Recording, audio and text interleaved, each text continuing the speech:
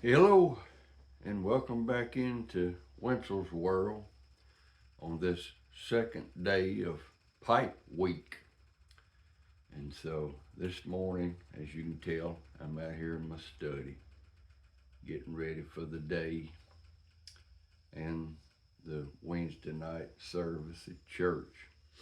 And this morning, I've got my Meerschaum pipe out here that I got, I don't know, 3 or 4 years ago, whatever it was, from the Gatlin Burleer. And so I'm just about through with this load of tobacco that I've put in this pipe for this morning, along with my good hot to the last drop cup of Pete's or mug of Pete's coffee.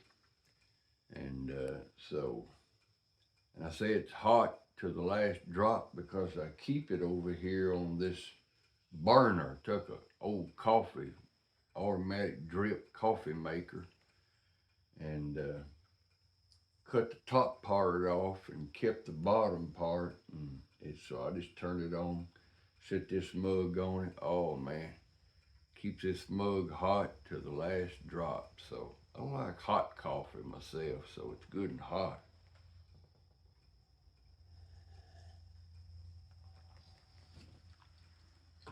And when this tobacco gets down to the bottom of the bowl, it gets stronger.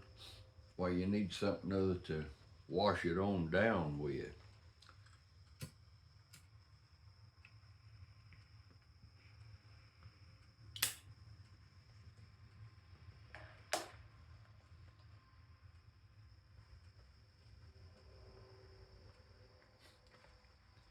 Got to keep one of them handy with this pipe,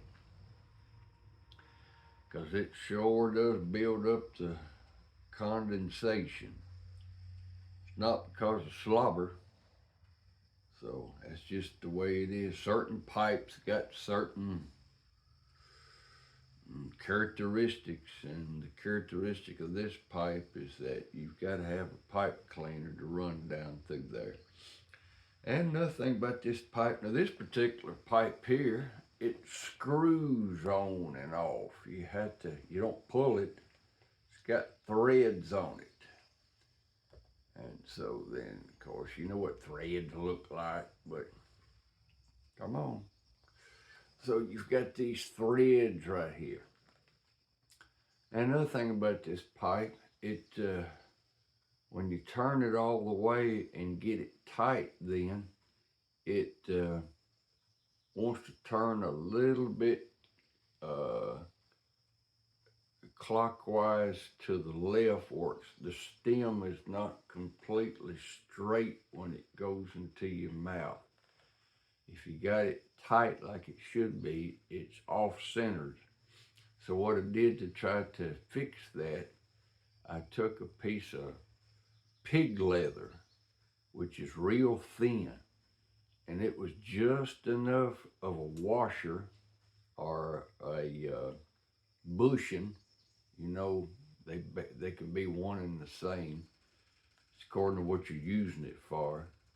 To and it's cushioned enough. It's still thick enough, and since it's a piece of pig leather, it's cushioned enough that when you put it in there and screw it on there, which takes a little while of doing, finally you get it down. When I set it and through with it, I keep it, like that right there. But when I'm smoking it, I tighten it down, and it's just snug, and I mean centered just right. So I fixed that off centeredness when you get it tight by making me a bushing out of a piece of pig leather. So pig leather makes a good lining for a project if you're lining something other in leather, then makes a good lining. It's thin enough and durable enough, and it is leather, so you got 100% leather then whenever you're doing a project like that. So anyway, that's what I'm doing today for Pipe Week on this Monday edition of it. So Well, and I won't spend a lot of time on it, but I've been studying in the scriptures this morning. And Matthew chapter number 19, I'm preaching through the book of Matthew at church and over the radio. And sometimes I'll take messages from this series and preach it at the jail where I go to on Friday nights to preach. And so, anyway, and so looking at this particular passage right here where the Lord got through dealing with this rich young ruler. And Peter said to the Lord then in verse number 27, then Peter answered and said unto him, behold, we are forsaken all and followed thee. What shall we have therefore?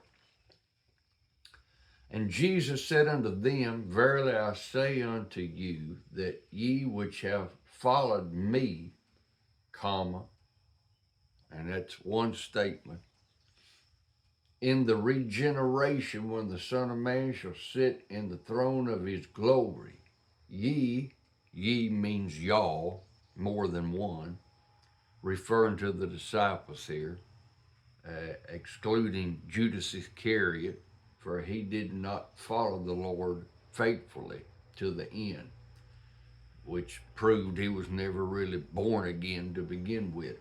So the Lord said then at the regeneration, when the Son of Man shall sit in the throne of his glory, y'all shall sit upon 12 thrones, judging the 12 tribes of Israel, period. Verse 29. And everyone that hath forsaken houses, or brethren, or sisters, or father, or mother, or wife, or children, or lands for my sake, for my name's sake, shall receive 100-fold, and shall inherit everlasting life. But many that are first shall be last, and the last shall be first. And then that ends chapter 19, goes into chapter 20, dealing with this worker, this householder, this farmer who hired day laborers and paid the ones that worked all day and the ones that worked just an hour. He paid them all the same thing. And they were a little bit, didn't think that was fair. But he said, didn't I agree with you for a certain amount? And he did, and they did. But in his graciousness, he gave them all the same. And then he ended up that parable then by saying in verse 16, so the last shall be first, and the first shall be last, for many be called, but few chosen. So, and that's what I'm studying and pondering. And I haven't put it all together yet, but it's very interesting to me. And I'm really looking forward to preaching it. And I'm really looking forward to the Lord to open up more of my understanding to this passage. So anyway, y'all have a good day. And don't forget now, look at these other presenters that are celebrating Pipe Week. And I guarantee you there'll be a lot of good presentations during Pipe Week. So until we meet again, y'all have a good one.